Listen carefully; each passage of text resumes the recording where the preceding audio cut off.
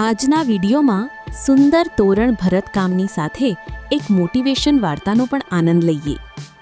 એક ખેડૂત દરરોજ પોતાના ખેતરમાં મહેનત કરતો હતો, પરંતુ ઘણી મહેનત છતાં પાક સારો થતો નહોતો।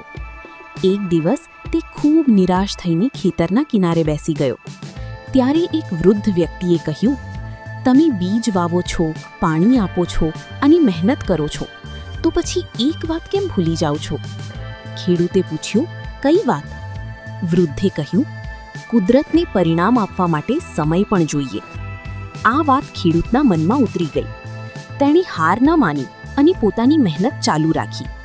થોડા સમય પછી એ જ ખેતરમાં લીલોછમ પાક લહેરાવા લાગ્યો। તે દિવસે તેને સમજાયું, મહેનતનું પરિણામ મોડું મળે તો તેનો અર્થ એ નથી કે મહેનત વ્યર્થ ગઈ।